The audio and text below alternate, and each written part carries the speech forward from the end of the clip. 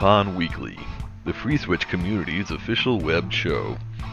Tune in every week for updates in the FreeSWITCH project, interesting presentations, and interact with members of the FreeSWITCH community.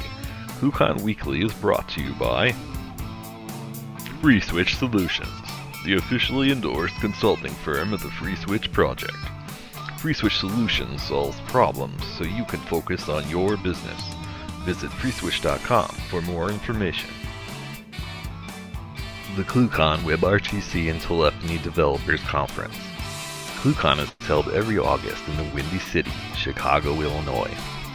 Meet the developers of all your favorite open source telephony projects, make the connections you need to meet your business goals, and see the latest and greatest technology in WebRTC and telephony.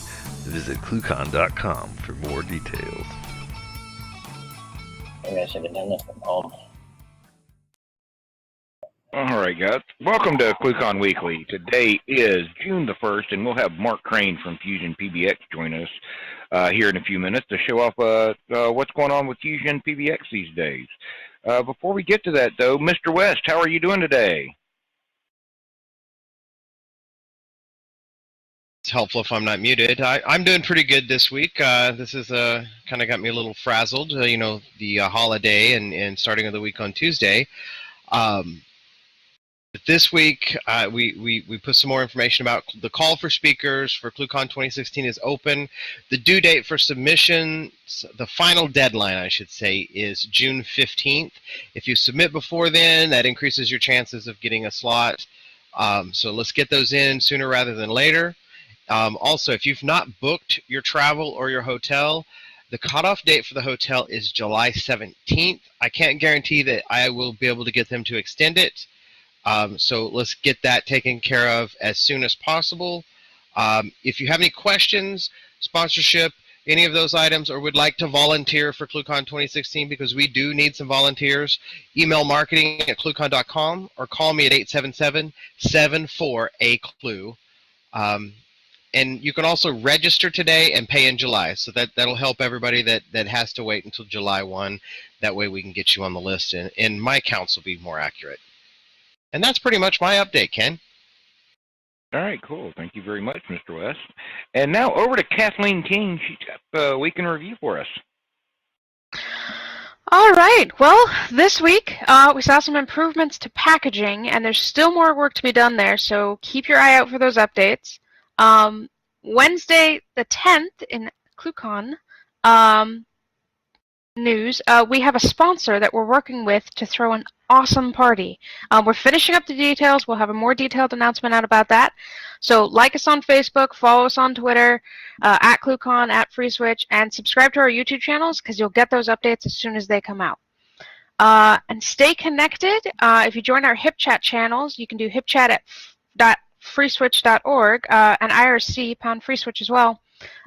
Join the conversation. You can talk to the devs. I mean, there's someone there pretty much all day, every day. So join, get in, get talking, and you can ask your questions and talk to people.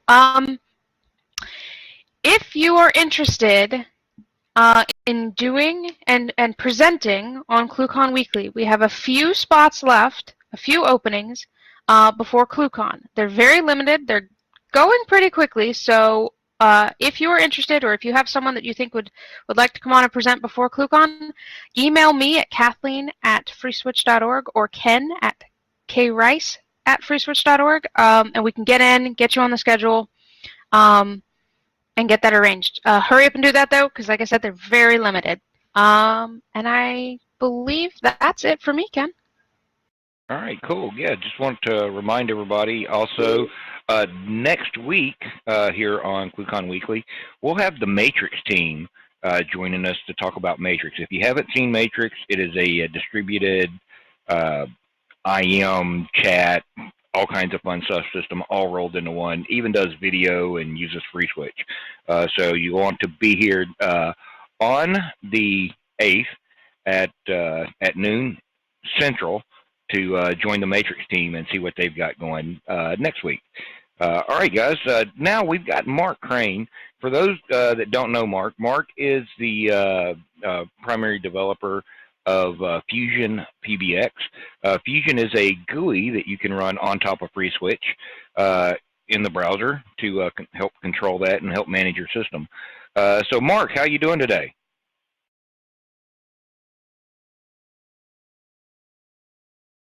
Mark, you with us?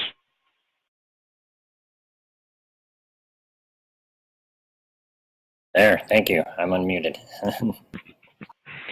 I'm doing great. So you want to introduce yourself to everybody, tell them a little bit more about yourself and go ahead and get started here. All right, thank you. Thanks, Ken. All right, so my name is Mark Crane.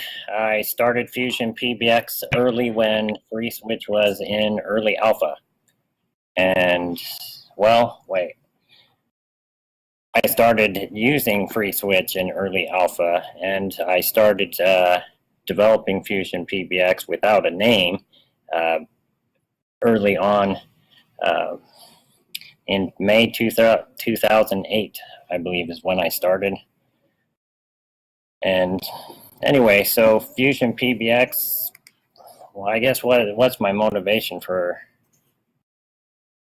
Are you able to see my screen as well? No, not yet. Are you ready for your screen share to come up? We'll just make that happen. Sure, you can pull that up, sure. Anyway, so FusionPBX, it started kind of as something for fun. And anyway, it was something I was excited for. I was excited about FreeSWITCH, and I thought it would be really fun to build an interface to manage FreeSWITCH. I'd been working with FreeSWITCH for probably about a year before I started writing anything. And then I started it on the pfSense project. So on pfSense, it was the FreeSWITCH package for pfSense. That kind of got me to write a number of packages for pfSense as well, not just the FreeSWITCH one. But eventually I wanted to make it work on the platforms, all the platforms that FreeSWITCH was capable of supporting. So I worked on it and exported it to a SQL database. And what we're going to demonstrate here soon is how to do an install with FusionPBX. So anyway, the website here I have up is FusionPBX.com. And on the website, it's kept pretty short and sweet, to the point. Anyway, you'll see on the website, we'll look at documentation really quick. We have new documentation. Our old documentation is wiki.fusionpbx.com. This is the new documentation using read the docs format, or REST format, but anyway, using read the docs to make it beautiful. Anyway, so the search is very useful to find different items. People, if I go to getting started, new install, this walks you through an install, but we're actually going to demonstrate that here in just a moment.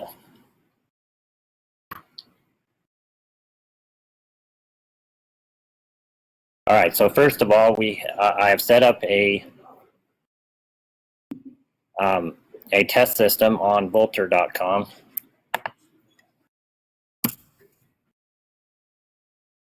I'm not certain how great it is for a production system, but it works extremely good for a test system.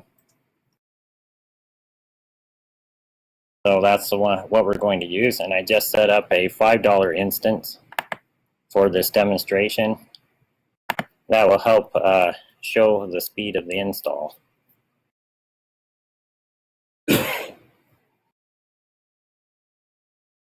Alright, so first thing we need to do is connect through SSH.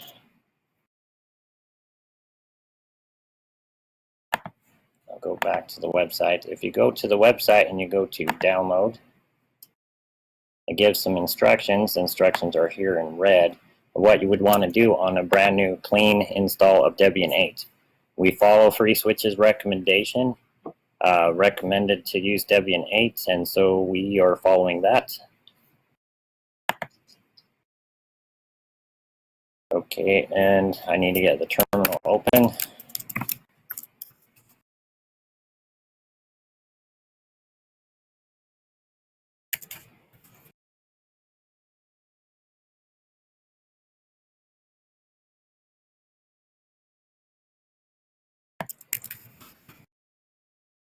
IP address of this machine. And this is a brand new clean install. There's nothing on it. And this is also a minimal install. You really just need SSH access.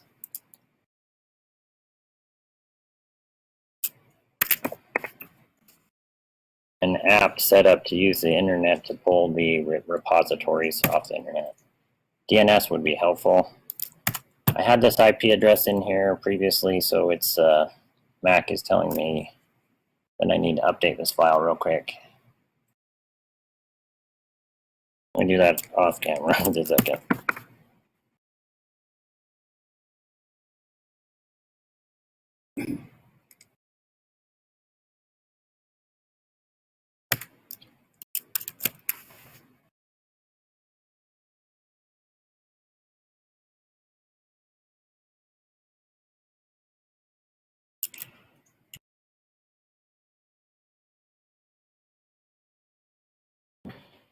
Put in the password.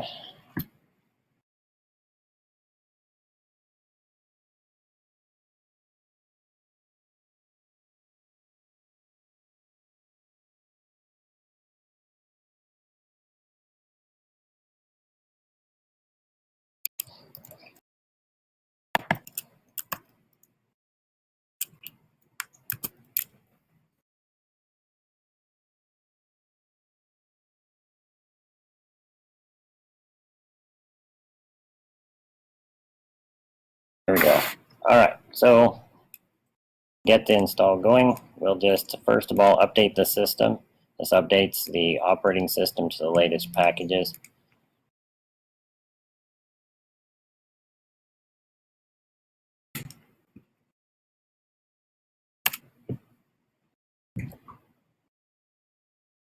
If the system's relatively up to date, it takes only a few seconds.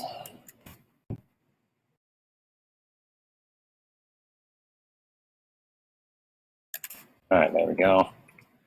Next part, I can just copy the entire section here.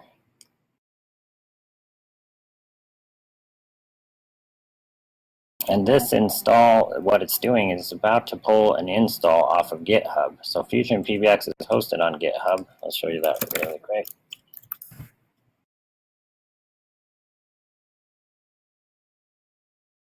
So it's essentially doing a git pull to pull down this to do the install script. All right, so we're going to run what I copied a moment ago. And this last command, I just hit enter to tell it to run, and it begins the install. Now let's time it.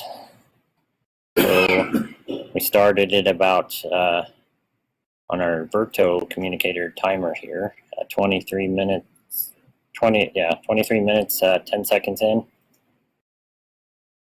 And you'd expect, in earlier versions of Fusion, we were using the source install. We are now using the FreeSWITCH package. And this is the individual package picking up the different FreeSWITCH modules that we need individually.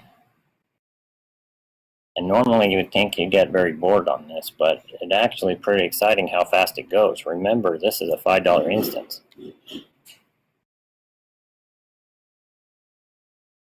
It literally will finish, should finish here within about 2 minutes.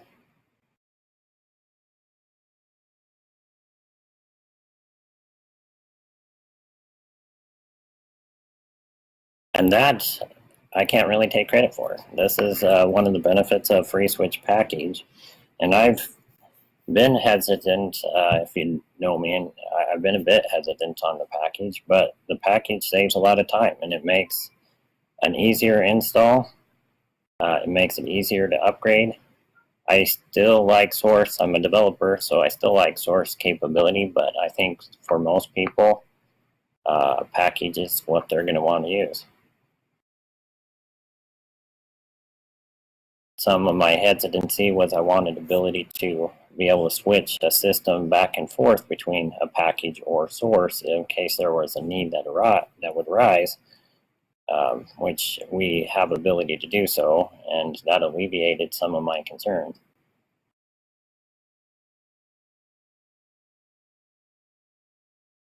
All right, so we said about 2310. Almost finished.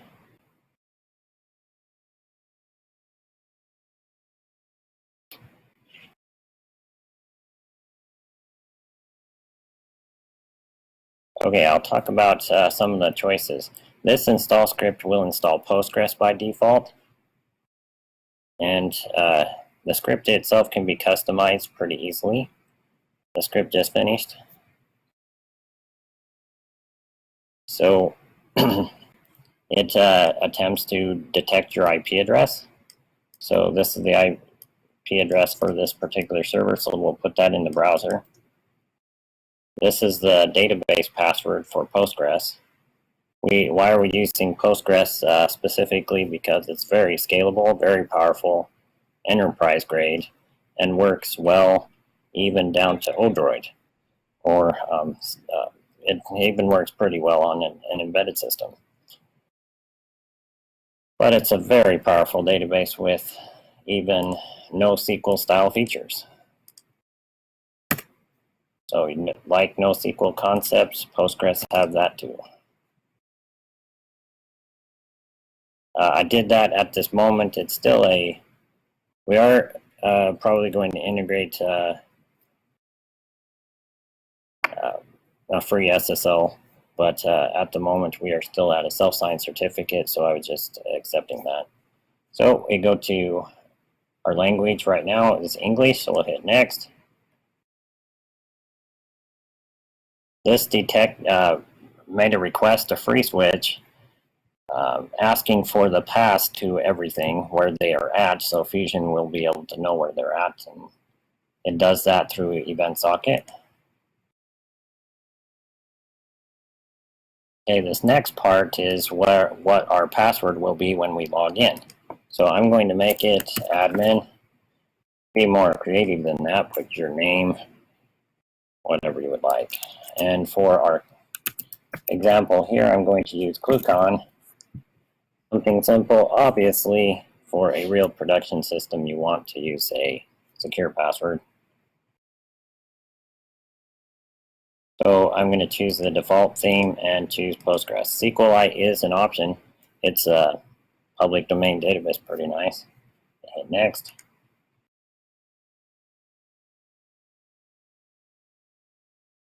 Okay, so what's in bold is what is required. That's the case through everything in FusionPBX.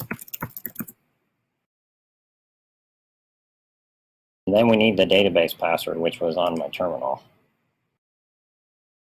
This is a random auto-generated password. It is not a set one. We don't know what it is.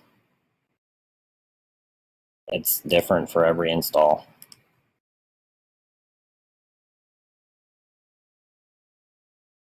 And I hit next.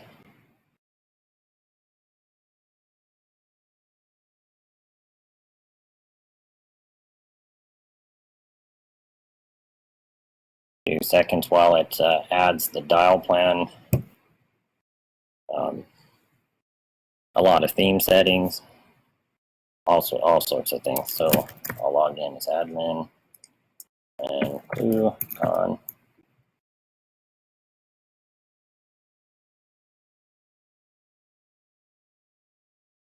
And there we are.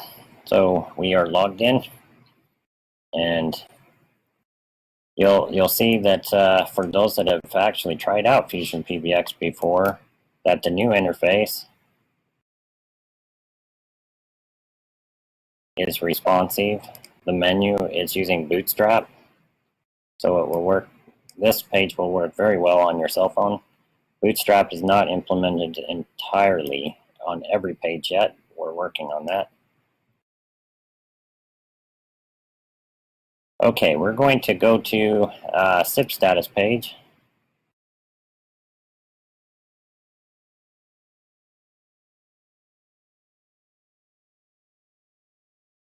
There we go. And you'll see that we have multiple profiles. None of them are running at the moment. This is a minor bug, and this is the development branch I'm showing you. We will have this release done really as soon as we fix the auto start of the SIP profile. So release will be FusionPBX 4.2. Right now it's 4.1. We are following FreeSWITCH's practice for the odd numbers are the development and even is the release. So 4.1 is the development and 4.2 is the release. So with this minor bug, we'll go to advanced upgrade.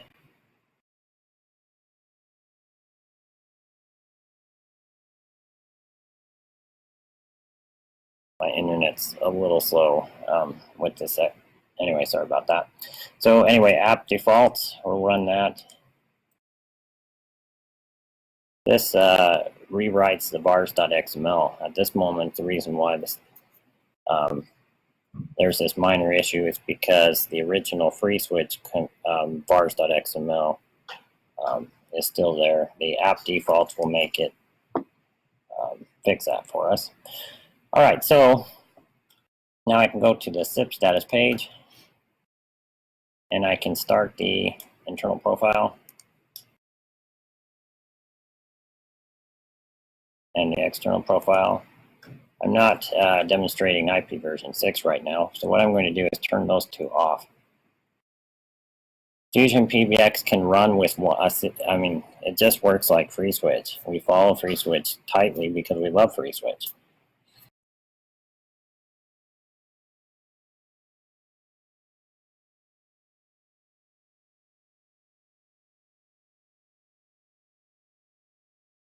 If you make modifications to your SIP profiles and you mess it up really bad, you can just simply delete every one of the SIP profiles and go to the advanced upgrade, run the app defaults, and it will put a new set back in.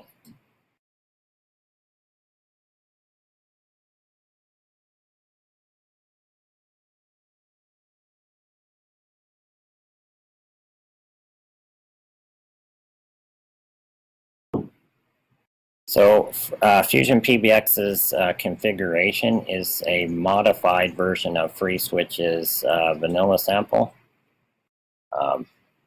modified a bit. The dial plan, for example, follows FreeSWITCH's dial plan, but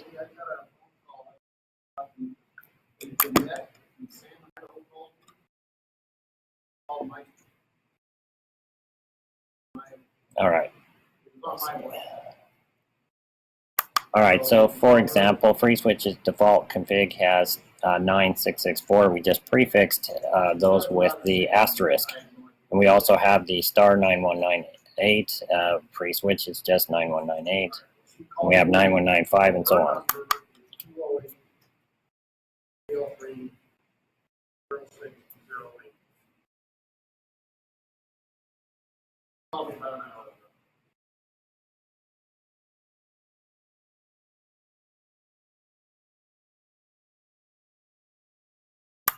All right, so we're demonstrating how to get set up a basic system, and we have a test account from a company, VoiceTel, on here. And we're going to use this demo account to demonstrate this. Let me get that information really quick.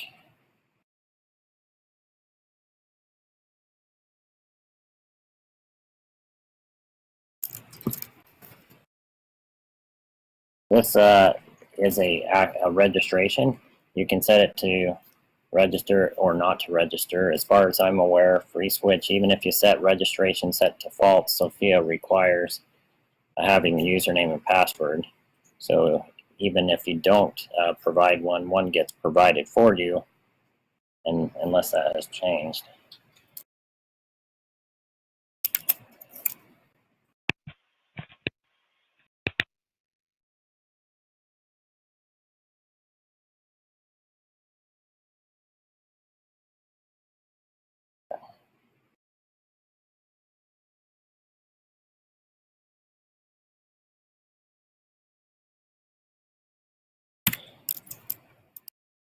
This one is for registration, so that's what we're going to do really quick.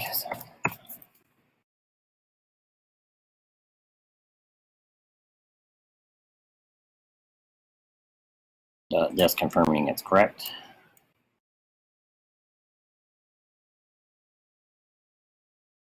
Looks good. Now I'll do the password.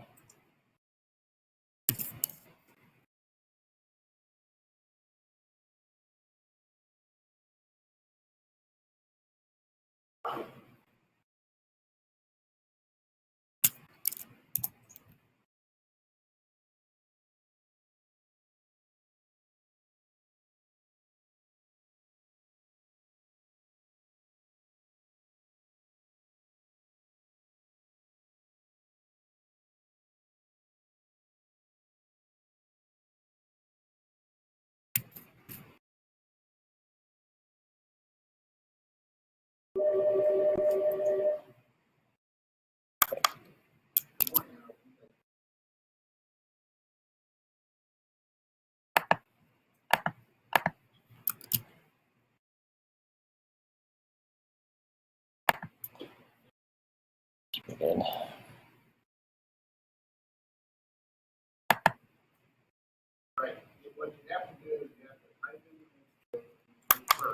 My office has a new neighbor. We might take them a little. All right, so we're checking on the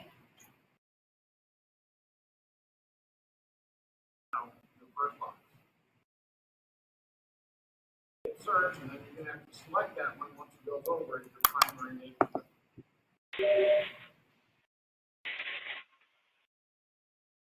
All right, so it shows registered now. Now I'm going to build an outbound route to be able to use that gateway. Did it show up? Still locked by selected.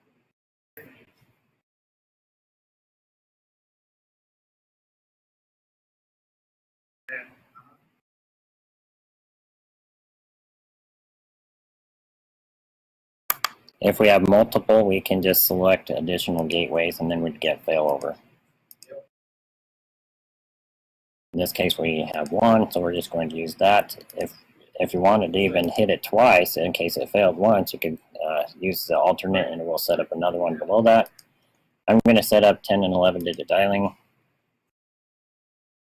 Choose North America here. This adds a regular expression. You can modify and put in your own regular expression if you want to. This is a shortcut for those that don't know regular expressions. And I'm going to put a description on here, 10 and 11 digits.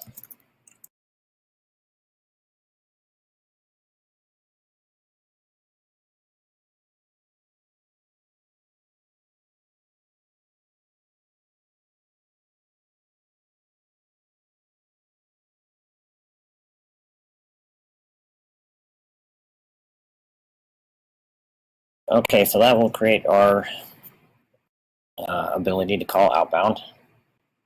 The interface is faster than this, so my internet is struggling with the video as well. I'm using my cell phone's 4G actually, which is a testament to Berto working pretty well.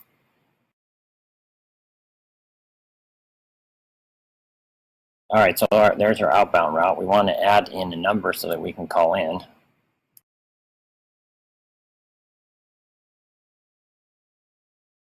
So we're going to go to Dial Plan Destinations. Dial Plan Destinations is our DID manager.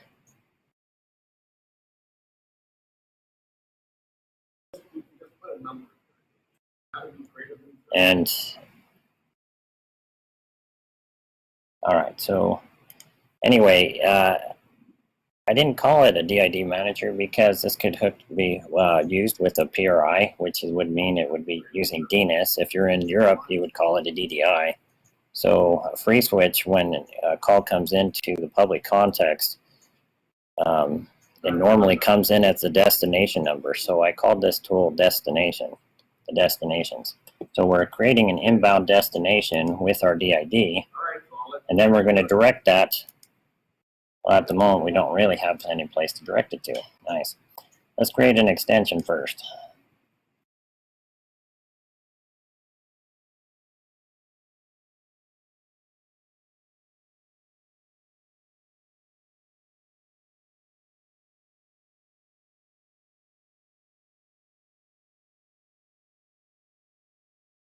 We can create as many extensions as you want, actually very rapidly, because we have an option for a range.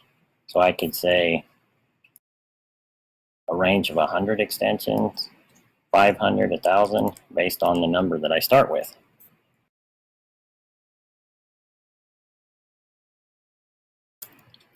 So with this range here,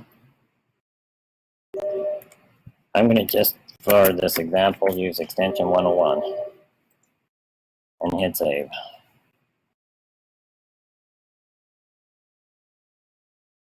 All right, that created an extension.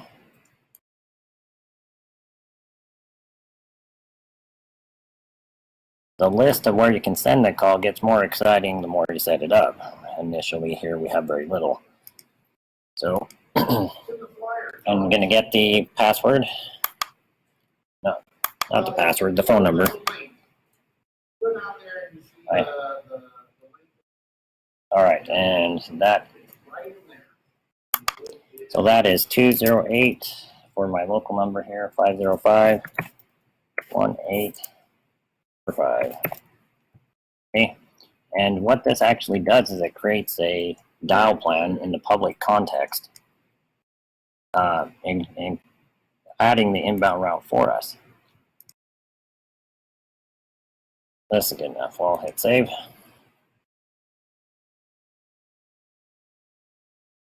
So now we would have capability to make inbound and outbound calling. We just need to get a phone registered. I have preset up a factory default to the Yealink T46, and that's the one we're going to set up. So FusionPBX has provisioning capabilities where we can write the configs to an actually to the file system, but I don't prefer to do that. I think we have more security and more control when we only deliver it on demand when it's actually needed. But we want to secure this provisioning because the provisioning is handing out the information to register the phone. And that's sensitive information. We don't really want anybody to intercept that. So, or not. We'll use HTTPS, so they won't intercept it, but we don't want them to guess a MAC address and get the configuration either. So under advanced default settings, there's a category called provision. We could add a CIDR notation, multiple of them, and that would restrict IP addresses that are allowed to pick up the configuration for the phone. Alternatively, we could use HTTP authentication. And that's the method I'm going to use in our demonstration. By default, it's going to use HTTP authentication is going to use the digest authentication, which doesn't actually send the password, it sends a hash. So let's create one here. I'm going to use the same simple password for this example today, but in a real life circumstance, please use a secure password.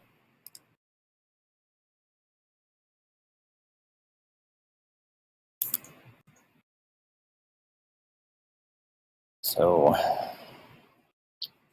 let's see, username, I'll just say it. Yeah, use something more inventive, creative for real life to make sure it's secure. And then I need to get a password on it.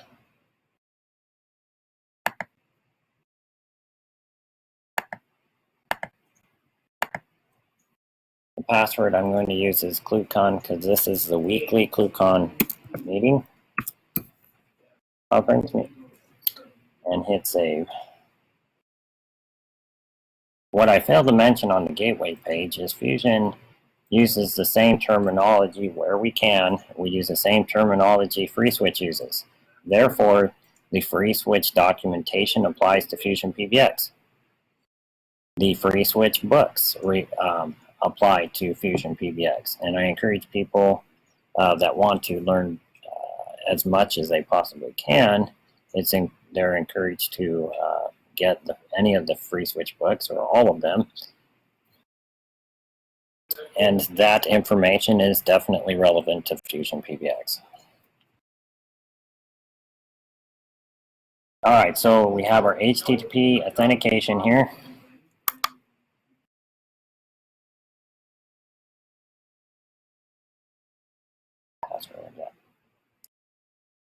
The digest here is default anyway, so it doesn't really matter. But one of the key items for doing this provision is we need to have this enabled. So I'm going to say true to enable the provisioning. By default, we're FusionPBX, we go for secure by default. And so the provisioning is enabled only when you tell it to, because there's no point in even having it on and exposed if you're not even using it. And it's better to enable it after you've done some kind of security on it.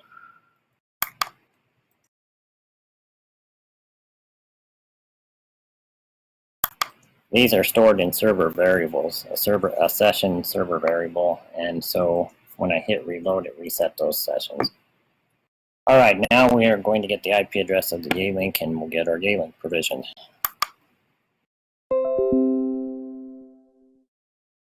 At that point, we should be able to make and receive phone calls.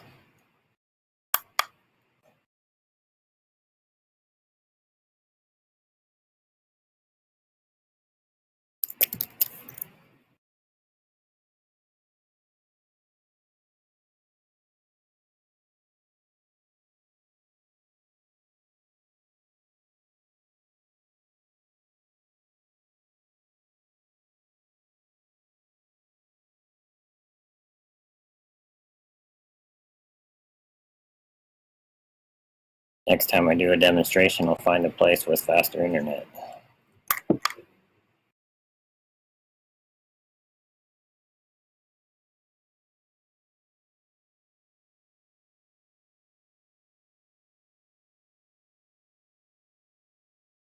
Or it's my machine that's struggling.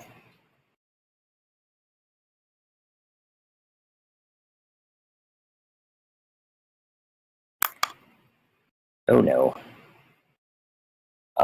I switched to my internet to a different one, and so I'm not able to see it.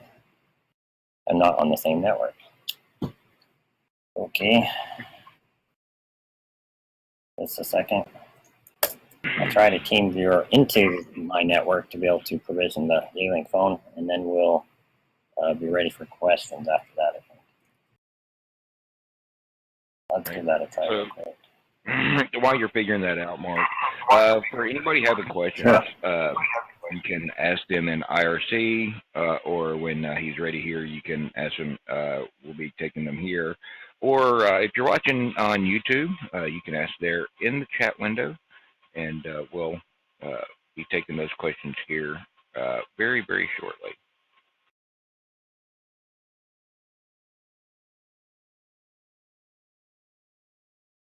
But there we go.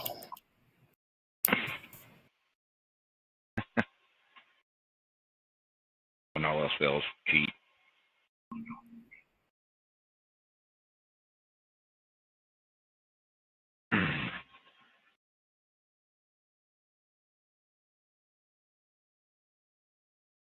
All right, guys. So while Mark is taking care of this here, as you can see, Fusion appears to be is written in PHP, and there's a lot of work that he's done on it over the past years. I personally did some work on Fusion many years ago. Unfortunately, I don't have time for that. These days, my duties with FreeSWITCH keep me kind of busy. But it was designed to take into account all the settings that FreeSWITCH has. Mark, jump in here when you're ready. Sure. So if you don't see a setting on here that you think is in there, you can just add that setting in. It's pretty flexible like that. You'll find spots, especially in like bars.xml and stuff, where there may be stuff added, or there may be some variables in there that you might want to say, disabling the ZRTP, for instance. If it's not in there already, you just simply add that in and it'll generate it for you the next time around. So there's a lot of cool stuff there. Great. You're right, and that brings up a good point. Like I said, Fusion is centered around FreeSWITCH because we think it's an awesome tool. It's a great foundation, and I've tried to build Fusion, not just me, but there's a growing amount of people that have been helping out, and their help has been appreciated, and there's a lot of community support that's helped Fusion get to this point too. If it was just by myself, I would not have gotten it this far. So first of all, thank the people that have helped out, and FreeSWITCH developers for creating such a nice platform to work on. And anyway, so FusionPBX is an interface that is attempting to make FreeSWITCH more accessible, easier to use, but at the same time preserve FreeSWITCH's power. I'm trying not to sacrifice FreeSWITCH's capabilities. So typically, if it's possible in FreeSWITCH, then it's possible in FusionPBX. Because we are just exposing FreeSWITCH's capabilities. In some areas you may be working on with FreeSWITCH, may not have an interface for it, but it doesn't mean it's not possible to work on it. And like Verto here, Verto, we do have people using FusionPBX with Verto. It's not, at this time, it's not built in as a feature inside FusionPBX, but FusionPBX doesn't restrict you from, it's possible to get done, and we'll work on getting, with FreeSWITCH's blessing or permission, we'll make it so that Verto can be showcased a bit more in FusionPBX. Anyway, but they are the ones putting in the work on Verto, and the credit has to go to them. In fact, Fusion's really built upon FreeSWITCH, and so they are a main contributor. All right, so first of all, we're going to do this. We're going to get the J-Link phone provisioned to the system, and so I'm going to go to Auto Provision.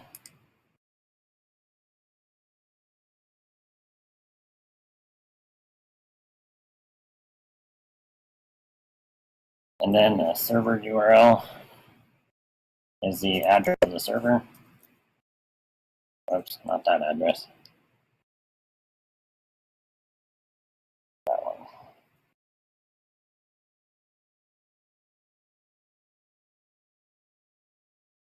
Early on in FusionPBX and talking with Brian and others, the more I learned with FreeSWITCH, the more I said I was still geeking out about FreeSWITCH, and the more I learned about FreeSWITCH, the more I geek out and get excited about it.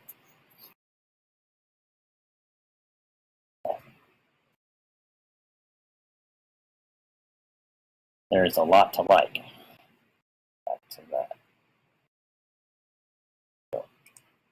Go. All right, so it's the IP address. In this case, the IP address. If this was multi-tenant, it would be the domain name right here, then @/provision, and then there's this username. And the username we did add for the HTTP authentication. That's where this goes. And then our password was ClueCon in this case. Okay, so I'm going to go to the bottom and I'm going to hit confirm. I'm not going to tell it to auto provision now, but because we're using a self-signed certificate. So I'm going to go to the security tab, trusted certificates. I could upload my self-signed certificate, or at the moment, I'm going to disable that so it doesn't check. Yes, I know, not the very best. But the communication is still secure. The danger with that approach is just adds ability for a man in the middle. So it is best to get an actual real certificate and put it up on your server. It's actually pretty easy to do. The certificates are already set up in FusionPBX interface with the self-signed certificate. All you're doing is replacing those with a real one that you bought.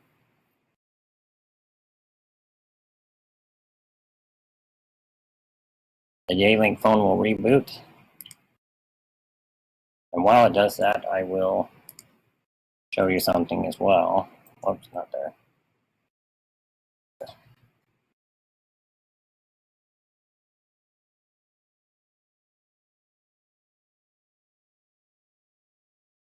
Actually, that is all we needed here on the phone, I think. So I'll just hide that.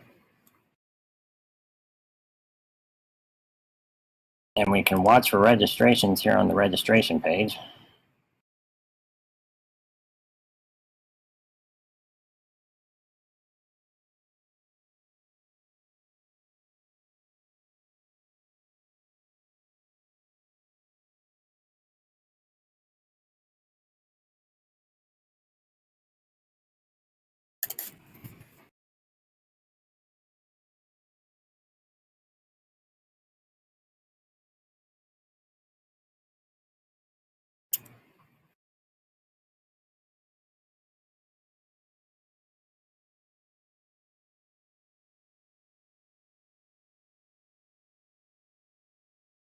That password, just a second.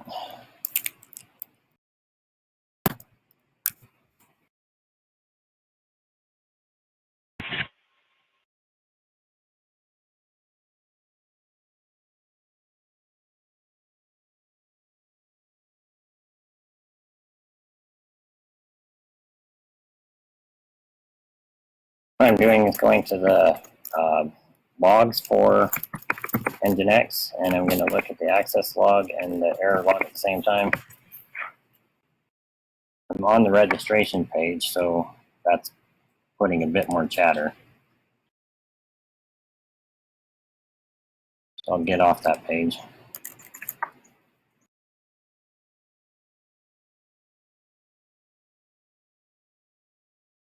I'm going to double check my settings. Did it register, Mark? Looks like it registered, maybe.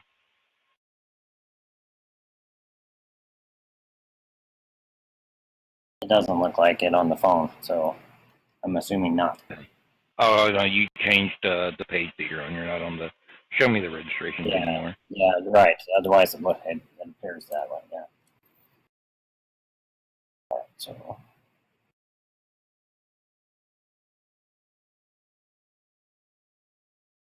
verify my IP 45.32.1.108.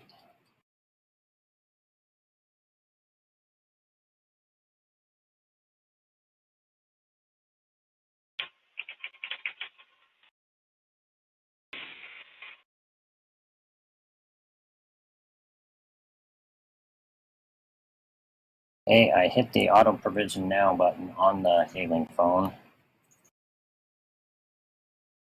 Oh, hell. I missed his net. Really? All right, so what I missed.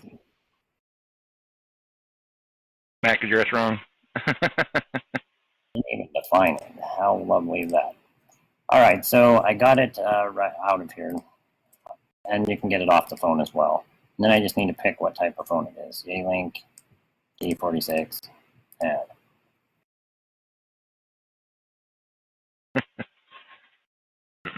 yes, that was silly. This then becomes a link, and you can click on it. That brings you directly to the device. This shows the registration information. FusionPBX's provisioning server can work actually standalone. So with this, you could fill this information in, and it can provision phones for any kind of phone system. All right, I'm going to show you a little bit of the keys because they're kind of fun. So I can say line line 1 here is referring to the line registration up here. And line, this is the type of key. This is a feature, which type of feature you want it to be. And this is the number of the key. So this first key is going to be for extension 101. Key 46 has a lot of keys. I just hit enter. A little slow. I'll set up one more for that line number.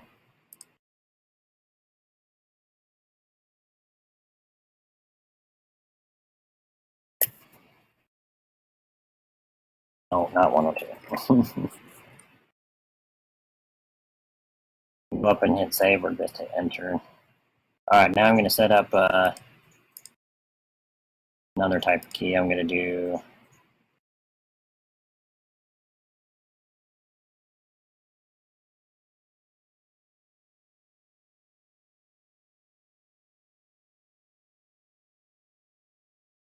there we go. I'm going to choose record. This is a neat feature that sends a SIP command to FreeSWITCH to start recording, and then the calls get recorded and put in the call detail records. Well, they're associated to the call detail record, and on that page you're able to see the recording and then download it.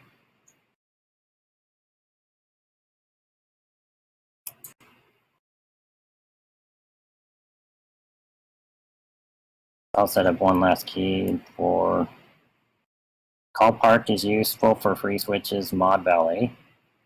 Works really well. BLF, I'll do that, even though we really don't have another phone to monitor. This tells it which one we want to monitor.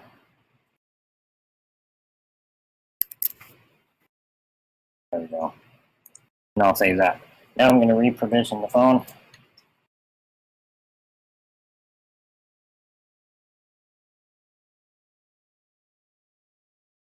We can see the request happening using the tail command. Not required, but it's sometimes fun to watch.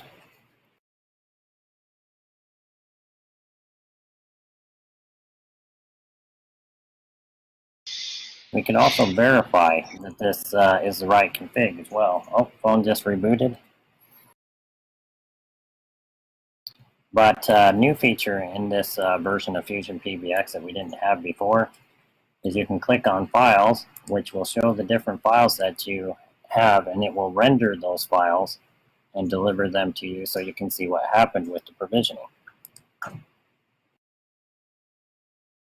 But it's doing it from the perspective the phone's going to have, so it does require the HTTP authentication.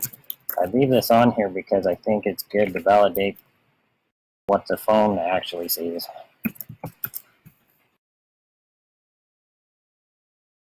Helps validate that it worked.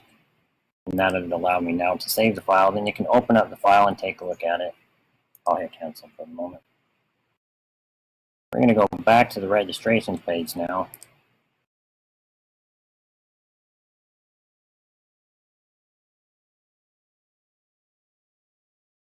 The phone is almost done booting, so I think we'll be able to see it register here in a moment. Hold on, maybe I didn't click it. And there's the registration. A couple of things that are interesting to note on this page. A new feature in FusionPBX, we now look inside the user agent string and try and find information on the internal IP address as well as the external. And this is the LAN IP address is really useful information. If you're sitting in the same network, you can just click on this and it'll open up the phone. So that's a new feature. A little key point here, if it says TCP NAT, FreeSWITCH realizes that your phone is behind NAT. And it says that I'm using SIP with TCP and that the endpoint is behind NAT. And we have these options for provision. If I went and made a change to one of the keys, I could hit the provision button and the phone would, on a Yay link, within 10 seconds, the change will be there. The phone doesn't even reboot unless it's a major change to the configuration. And of course, unregister sends a request for FreeSWITCH to unregister and reboot the phone. And then the other option is the reboot here. Oh, one more thing that I think would be worth noting here. In FusionPBX, it used to be that you had to set the system up multi-tenant from the very beginning. It was useful to do it at the very beginning, and you were using the default context. Well, now we've set it up. If you want to make this thing multi-tenant, all you have to do is have a domain name that's actually pointed to the server. The domain name I think I have this one set. It's test.fusionpbx.com. And once I do that, we hit save.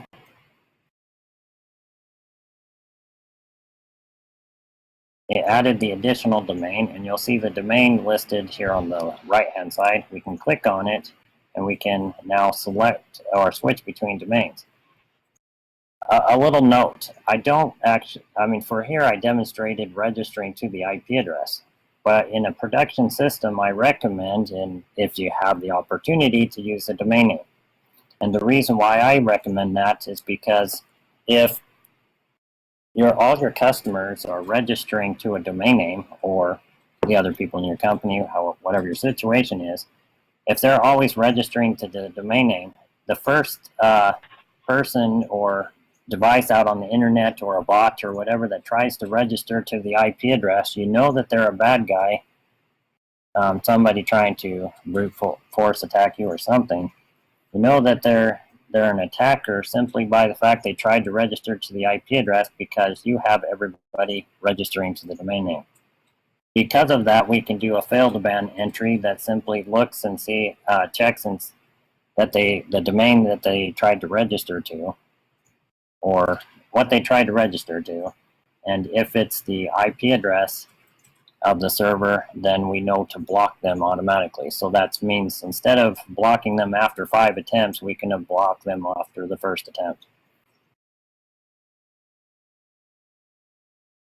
Anyway, so in fact, that would be a pretty cool setting, and well, it's just pretty neat that we could just say we never even allow registration to the IP address, and then we can do some blocking here.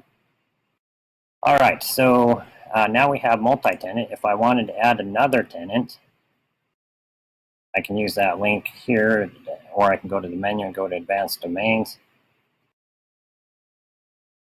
Either place, and I simply just add another domain. Generally, it's a subdomain. So the point I mentioned earlier, you could, on an upgraded version of FusionPBX, you could be running single tenant, and at any time you can make it multi-tenant. And we want to add another tenant, we just simply hit the plus button, add one more, as many as we want. It's built to scale, can handle hundreds, and that is all to do with FreeSWITCH is so powerful and scalable. Is the reason why it can handle so much.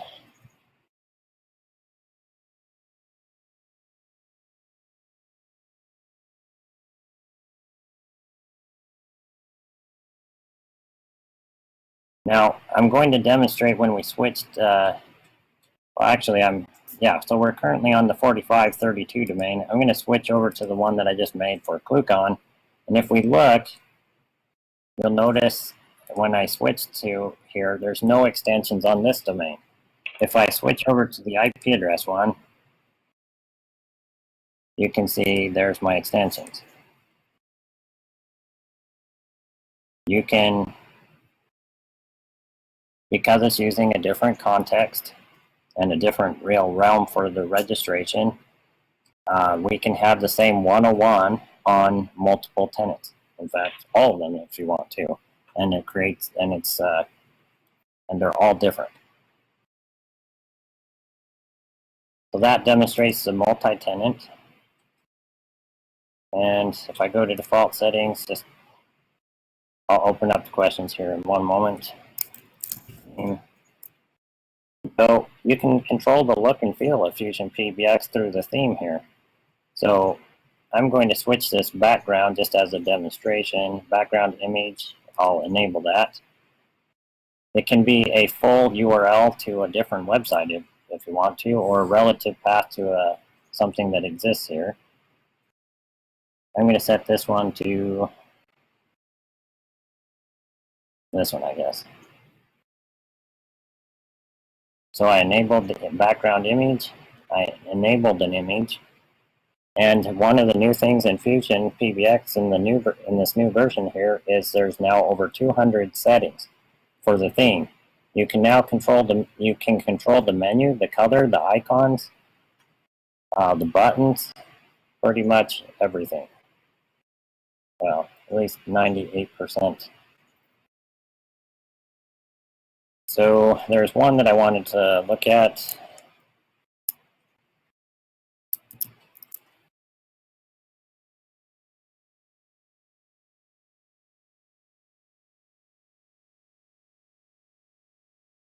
Menu can even affect the style of the menu. Menu style. So this menu stays at the top of your browser all the time.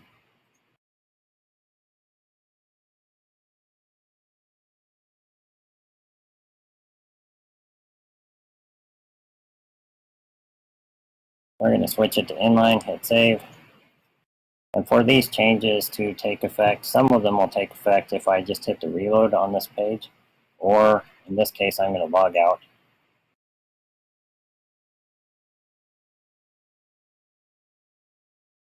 Because of the background image, I think requires the logout.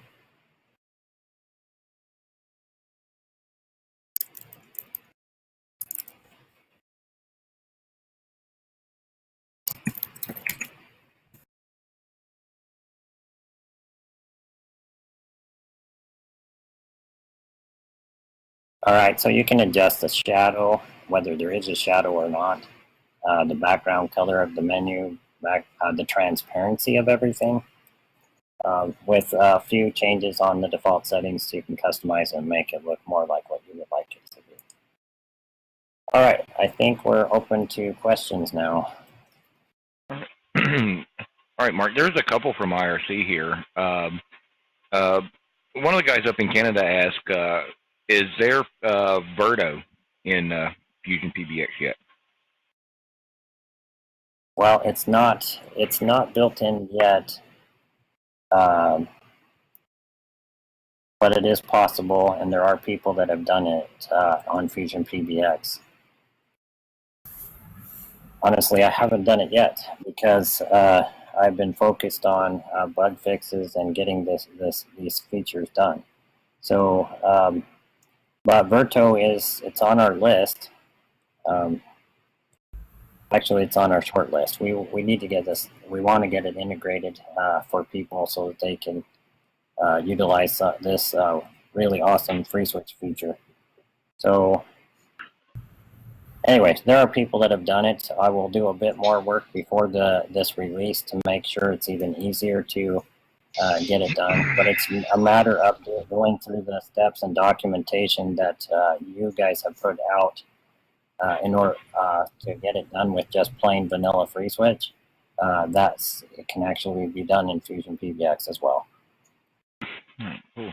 What was the next question? From the chat, there is GS Wayne that is asking, are you planning on adding let'sencrypt.org to Fusion?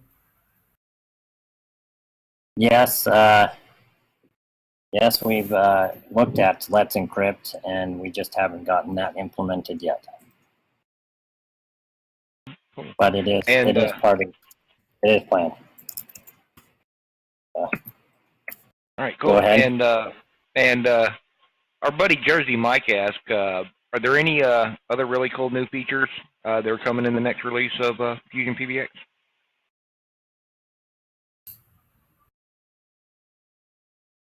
Yes. I should mention also the install script that I used for this demonstration is brand new, and it has been anyway, worked on by a number of individuals now. Not anyway. So what I was going to show is this install script sets up IP tables for you with fail2ban. Here's our default basic rules. It sets up fail2ban with multiple rules. Let's go Etsy.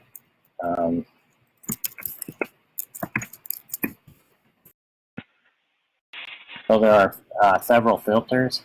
This one is the one I would describe to you. I don't believe I have it on, but it's not on by default, or it would have blocked me. But this filter, if it's activated, is the one that prevents people register. It blocks people that try to register to the IP address of FreeSWITCH.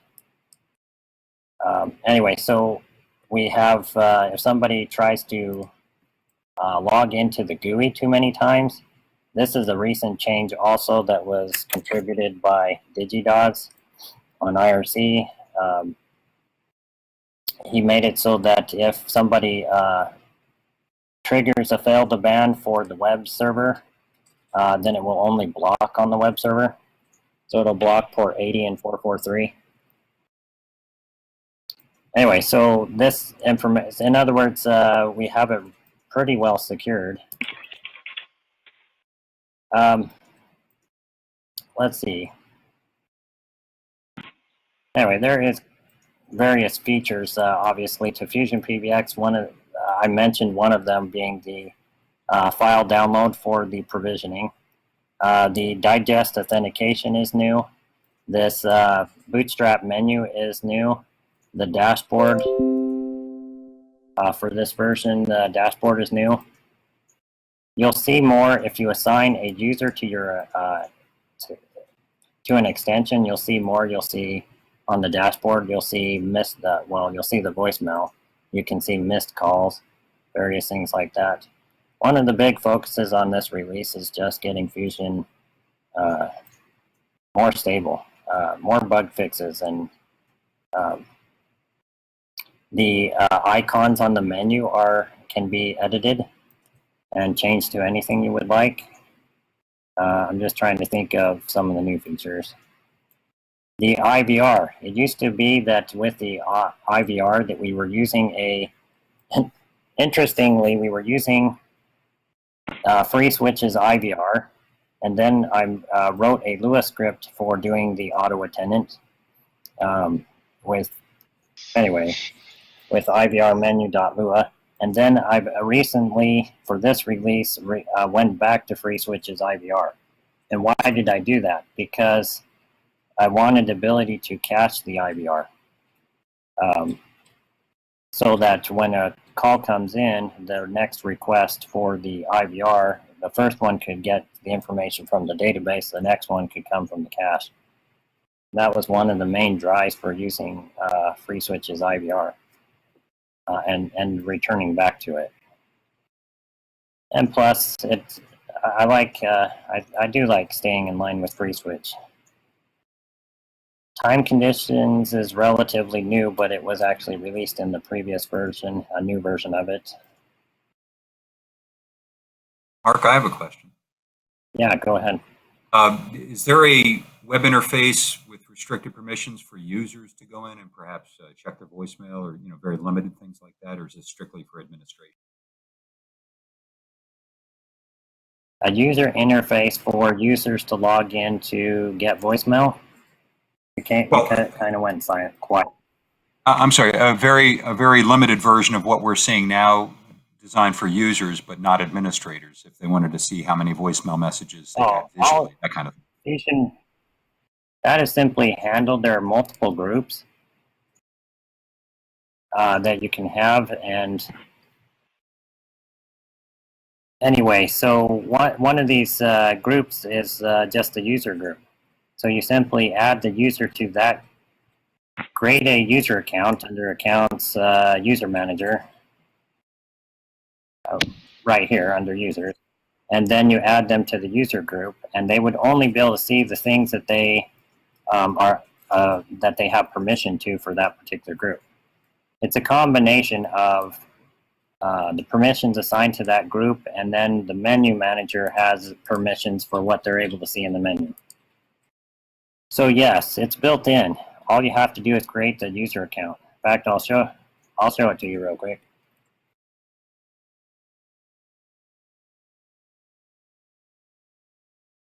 If you look at the menu,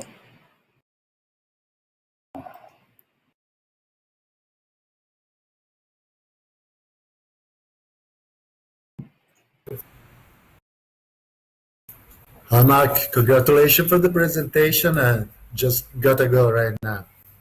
Bye. Ciao, okay, guys. thanks, Giovanni. All right, so I'm just going to create a user account. It'll be a boring one. User and ClueCon for the, and that way you can log into it if you want.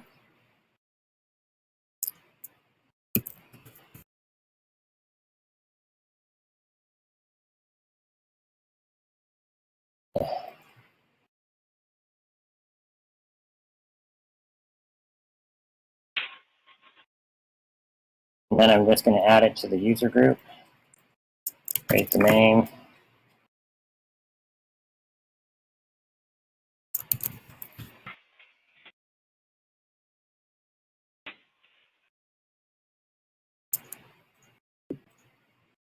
And then you log into that, and what'll happen is it'll, well, I'll just do it. Well, we don't have anything assigned to it, so let me assign an extension to it.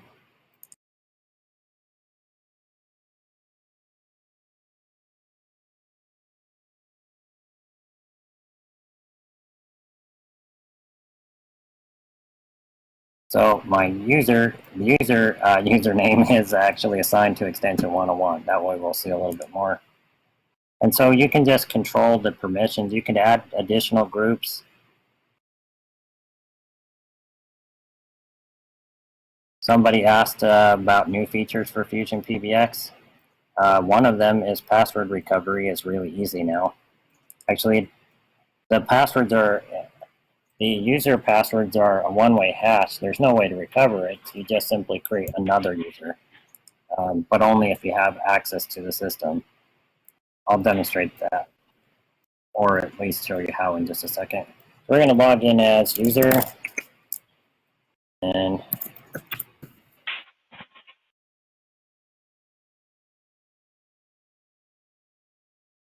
there we go. So you can see that the menu just changed dramatically. And the user can see calls that they have made. They haven't really made any.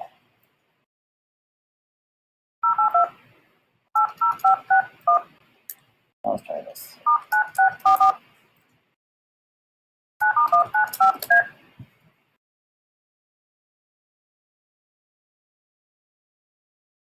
Got a 16-button pad there.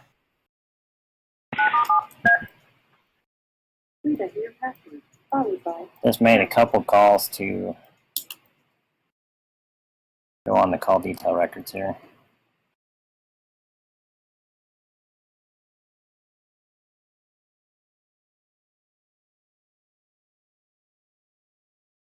We're not there yet.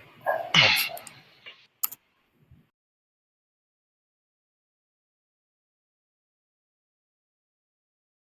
All right, so anyway, this is just shows that the dashboard actually changes. I don't have any voicemails right now. I guess I could leave one. Try that. I'm dialing *99 and the extension number, and it goes straight to voicemail. Press any key or stop talking to end the recording. This is a corny example of a voicemail. Thank you. Bye. All right.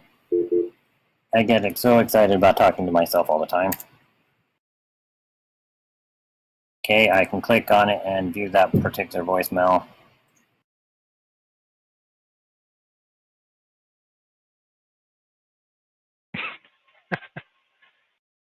Okay, well, I guess I have to double check on that one. Yeah. Oh, might have found a bug. Yeah, All right. Well, anyway, there.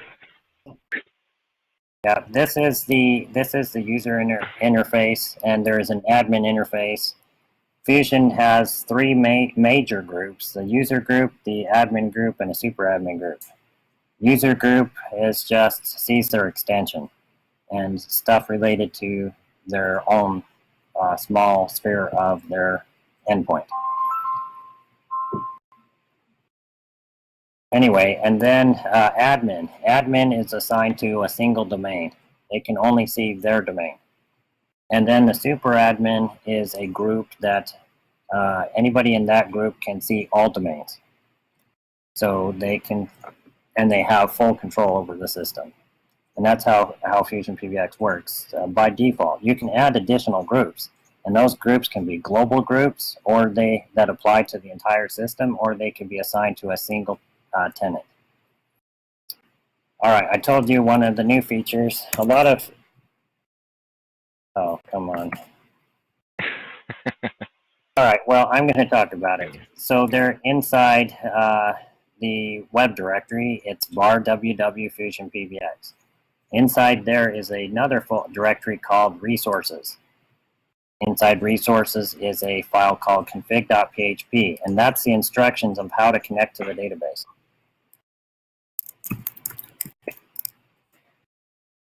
Anyway, if you make a note of the password, so I'll say it back a little quicker, var www FusionPBX / resources config.php, and that stores the information to how to connect to the database.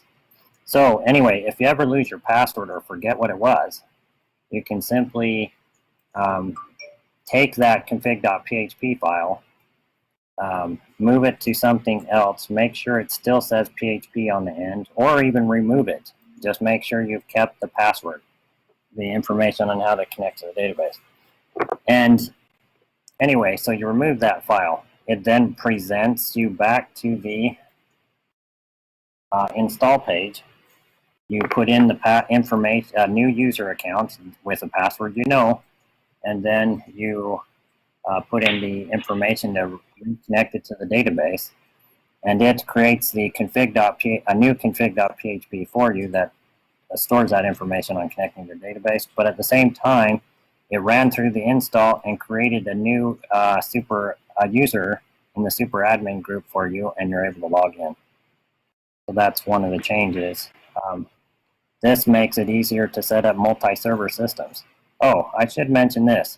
FusionPBX is built to work on things as small as a Raspberry Pi, an Odroid, up to a multi-server setup. Actually, by the way, I'm also teaching a class on FusionPBX next week. The admin class covers the features in FusionPBX. The advanced class talks about how to set up multiple servers to run as a server cluster, particularly doing multi-master database replication, multi-master file-based replication, allowing you to set up a cluster of servers that work together to make sure you have high availability or at least redundancy and scalability. And which actually, that's a good spot right there. Evan McGee has a question here, Mark. Okay. I don't know if Evan wants to ask it himself, or I can go ahead and ask it. I can ask my own questions. Thank you very much. Yeah. Well, so Mark, the question I had was basically, have you guys, do you have an official Docker image for any of this, or have you thought about creating one? Seems like it would be a really good fit. Someone could just spin up a container of this and just be able to start playing right away. Yeah, but you saw the install took 2 minutes. Literally. Not a huge savings. We don't have a Docker container yet. It's something we could consider adding, but we don't have one yet at the time. I know there are more than one people asking. You're not the first person that asked about it either. So I guess maybe it can move up our to-do list. Any last project questions? All right, guys. Any other questions for Mark? All right. Well, cool. I want to say let's just this should probably a good stopping point for us here since we're about 80 minutes into it today, Mark. So thanks for coming out and showing off Fusion. It looks like there's been a lot of upgrades to it since the last time I looked at it, especially with the interface and a lot of the feature set. So you guys go check it out, FusionPBX.com. And as you saw here on the video, you can install it, set it up pretty quick, and go visit those guys on at Pound Fusion PBX there in IRC, and you can hang out there with Mark and see what they've got going on. Also, before I let him slip away, I want to say congratulations to one of our regulars in the FreeSWITCH community there, Evan McGee. He's got a little one running around there now. So everybody say congrats to Evan and his little bundle there. He's going to have 18 years of fun now. Nice. We're also hiring babysitters, so if anyone wants to come over, please come. Congrats, Evan. But all right, guys. Mark, any parting words here? No, I would just thank you for the FreeSWITCH team for creating such a solid foundation and for creating such a system that is really quite impressive. And the more I use it, the more I like it.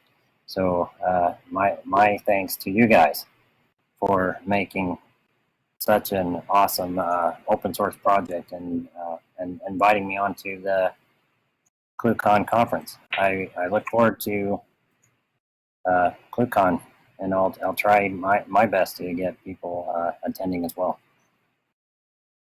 Yeah, definitely. Well, thanks for coming Wonderful. in. And all right, guys, don't forget, next week we have Matrix coming, and I think they've got a big announcement.